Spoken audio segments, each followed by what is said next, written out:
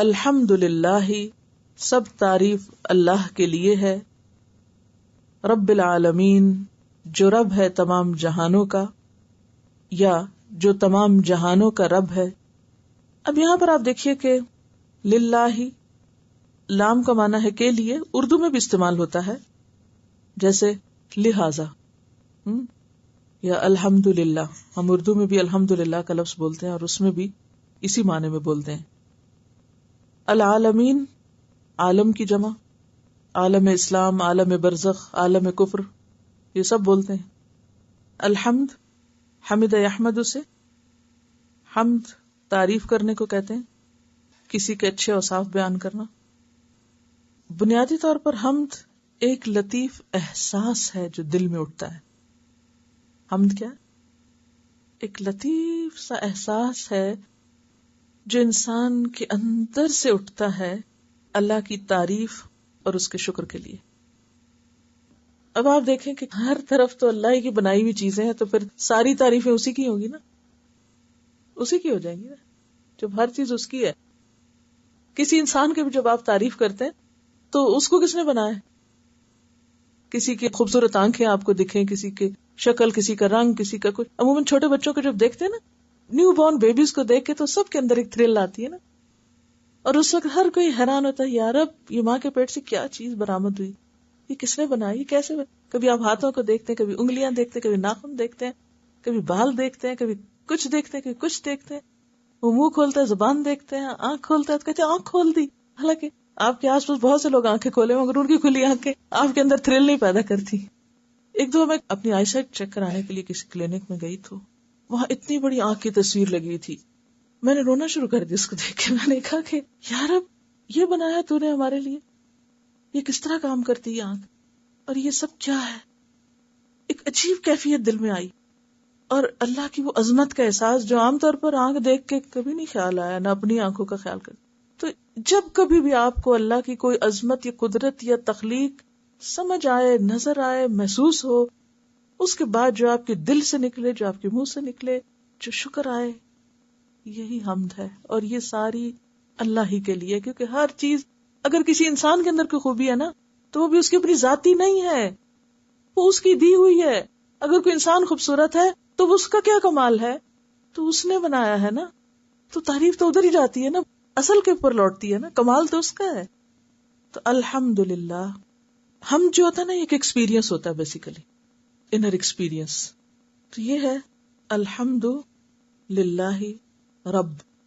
رب رے بے بے سے ہے، رب یرب سے۔ رب کہتے ہیں کسی چیز کو آہستہ آہستہ ذرے سے کمال تک پہنچانے والا۔ پالنا محدود معنی میں ہو جاتا ہے، اگر ہم کہیں نا پالنے والا تو وہ ایک لمیٹڈ معنی دیتا ہے، یعنی آپ کہہ سکتے ہیں پرورش کرنے والا، پرورش کرنے والا، پالنے والا۔ لیکن اس میں کیا چیز ہے؟ آہستہ آہستہ عدم سے چیز کو وجود میں لانا، چھوٹے سے بڑا کرنا۔ جیسے ایک انسان کی آغاز یا ابتدا کہاں سے ہوتی ہے، اور پھر وہ پالتا ہے، اس کو شکل بناتا ہے، اس کو ساری صلاحیتیں دیتا ہے، تو اس عمل کا کرنے والا جو ہے وہ رب کہلاتا ہے۔ اور پھر العالمین، سارے جہانوں کا پالنے والا اور ان کی پرورش کرنے والا اور ان کو ذرے سے کمال تک پہنچانے والا اللہ ہی ہے۔ اور پھر ایک اور چیز، اس پرورش میں محبت، شفقت، حفاظت، نگہداشت، امانت، یہ ساری چیزیں آتی ہیں۔ یعنی محض پالنے والا نہیں، بلکہ کس طرح پالتا ہے؟ جس کے اندر محبت بھی ہے، شفقت بھی ہے، حفاظت بھی ہے۔ اس کو کیسے نگہداشت کرتا ہے؟ ماں کے پیٹ میں کیسا انتظام کیا، 3 پردوں میں بچے کو رکھا، کیسی حفاظت سے پالا اس کو، اور اس کی نگہداشت بھی کرتا ہے، اور پھر اس کو پورا اپنے کمال تک پہنچاتا ہے۔ اور بعض اوقات رب کا لفظ جو ہے وہ انسانوں کی طرف بھی منسوب کیا جاتا ہے، آقا یا مالک کے معنوں میں لیا جاتا ہے۔ عورت کو عربی میں کہتے ہیں ربۃ البیت۔ اس صورت میں مصدر بدل جاتا ہے، ربوبیت کی بجائے جو مصدر ہے وہ فرق ہو جاتا ہے۔ اگر آپ سمجھے کہ میں زیادہ دور تک جا رہی ہوں تو آپ بے شک مجھے روک سکتے ہیں کہ اتنی نہ باتیں بتائیں، کیونکہ مجھے نہیں معلوم کہ آپ کتنا اس کو لے سکیں۔ لیکن کچھ چیزیں ایسی ہیں کہ جو آپ لکھ لیں اور کچھ چیزیں سمجھ لیں بس۔ ضروری نہیں کہ لکھیں اور یاد کریں، اور ضروری نہیں کہ امتحان میں آئیں، لیکن تھوڑا سا اگر نالج زیادہ اور خود ہی تو آپ نے کہا ہم نے دعا مانگی ربی زدنی علما، اور اگر اس کے لیے کچھ موقع مل جائے تو پریشان نہ ہو. تو بہرحال اس میں یہ ہے کہ ربوبیت کی بجائے ربابیت اس کا مصدر ہوتا ہے جب انسان کی طرف اس کا. تو اب اس کے لیے ربۃ البیت عورت کو کہتے ہیں، گھر کی مالکہ کے لیے. کیوں؟ عورت کیا کرتی؟ بچے پالتی ہے اور گھر کی ہر چیز کی نگہداشت کرتی ہے، حفاظت کرتی ہے، ایک خاص کیئر کرتی ہے. تو یہ اس وجہ سے اس کو، اور یہ سب چیزیں مالک کے اندر ہی آتی ہیں، کیونکہ جو مالک نہیں ہوتا نا اس کو چیزوں کی پرواہ بھی نہیں ہوتی. تو اللہ تعالیٰ چونکہ سب چیزوں کا خالق ہے تو مالک ہے، تو سب کی حفاظت بھی پھر کر رہا ہے نا، ہر ایک کو پنپنے کا موقع دے رہا ہے، پلنے پھولنے کا. العالمین، عالمین عالم کی جمع ہے. عالم کا لفظ جو ہے اس کا روٹ کیا ہوگا بلا؟ عین لام میم، علم. اس روٹ سے ایک اور لفظ بھی بنا ہوا ہے، وہ کیا ہے؟ علم. علم کا کیا معنی ہوتا ہے؟ جاننا. تو عالم پھر کیا چیز ہوگی؟ عالم نہیں ہے، عالم ہے، فرق ہے.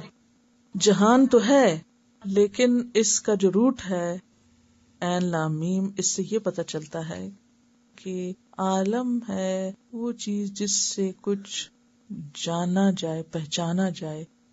یعنی ہر وہ چیز جو اپنے بنانے والے کی پہچان کا ذریعہ ہے. ہم مثلا درختوں کو دیکھتے تو ہمیں کون یاد آتا ہے؟ تو یہ پہچان ہے نا کس کی؟ بنانے والے کی. عالم جس سے کوئی چیز پہچانی جائے، یعنی یہ لفظ ہی مانا ہے، یعنی جس کے ذریعے کوئی چیز پہچانی جائے. عالمین کیا ہے؟ سارے جہان. تو ہر چیز سے کون پہچانا جا رہا ہے؟ اللہ تعالی. ہر چیز کس چیز کی طرف دلالت کر رہی ہے آپ کی؟ اللہ کے بنانے والے کی طرف. الحمدللہ رب العالمین، سب تعریف اللہ کے لیے ہے جو رب ہے تمام جہانوں کا.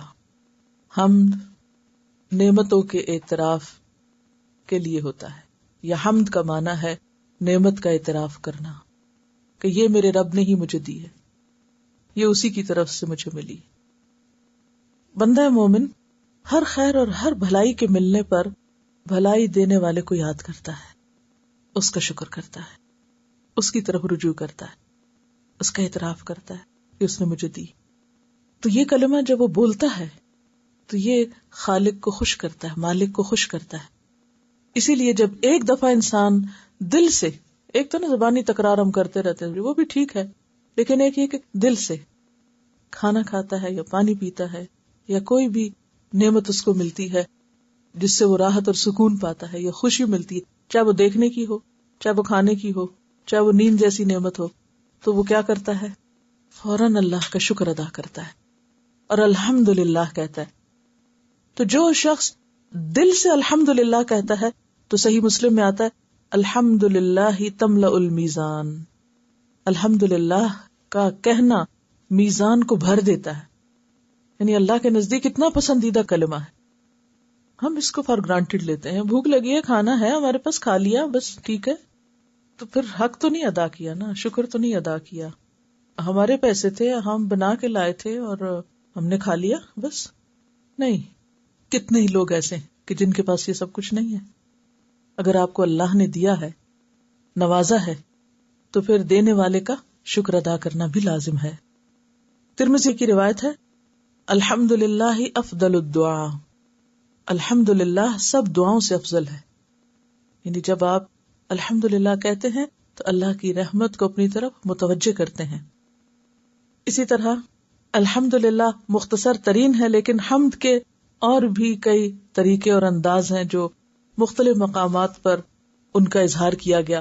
مثلا بندہ مومن صبح اٹھتا ہے تو الحمدللہ سے آغاز کرتا ہے، کھاتا ہے پیتا ہے تو الحمدللہ پڑھتا ہے. پھر اسی طرح نماز میں رکوع کے بعد حمدن کثیرا طیبا مبارکا فی، یا ملء السماوات وملء الارض وملء ما بینہما وملء ما شئت من شیء بعد، اور آگے بھی طویل روایت ہے یہ. تو اس وقت بھی کھڑے ہو کر وہ اللہ کی نعمتوں کو یاد کر کے شکر ادا کرتا ہے. اسی طرح جب کوئی اس کی زندگی میں خاص نعمت آتی ہے تو وہ اپنے اپنے الفاظ میں اس کا اظہار کرتا ہے، کیونکہ وہ جیسے پہلے میں نے لفظی وضاحت میں عرض کیا تھا کہ وہ جو ایک تھرل دل میں پیدا ہوتی ہے کسی نعمت کو دیکھ کر، تو اس کے بعد پھر بے ساختہ جو الفاظ زبان سے نکلتے ہیں وہ اللہ کے ہاں بہت ہی ویلیویبل یا قدر کیے گئے الفاظ ہوتے ہیں. اس لیے ہم دیکھتے ہیں کہ جب کسی شخص نے آپ صلی اللہ علیہ وسلم کے پیچھے نماز پڑھتے وقت رکوع سے اٹھ کر یہ کہا تھا ربنا ولک الحمد، تو آپ نے پوچھا تھا سلام پھیرنے کے بعد کہ یہ کس نے یہ کلمہ ادا کیا، کیونکہ میں نے دیکھا 30 سے زائد فرشتے لپکے اس کلمے کو اٹھانے کے لیے. یعنی اتنی بڑی بات اس نے کہی، اور وہ کیا تھا؟ دراصل محبت کا اظہار تھا، اپنے جذبات کا اظہار تھا کہ یا رب تیرا شکر کیسے ادا کروں. کوئی اس کو نعمت یاد آئی ہوگی اللہ کی. تو الحمدللہ کہنا بہترین الفاظ میں اللہ کی نعمت کا شکر ادا کرنا ہے. تو الحمدللہ رب العالمین. اور یہاں پر رب العالمین کیوں کہا گیا؟ کہ یا رب تو مجھے بھی دیتا ہے، اور تو پورے جہان کا پالنے والا ہے، سب کی نگہداشت کر رہا ہے، سب کو کھلا رہا ہے، پلا رہا ہے. تیرا کس طرح شکر ادا کیا جائے.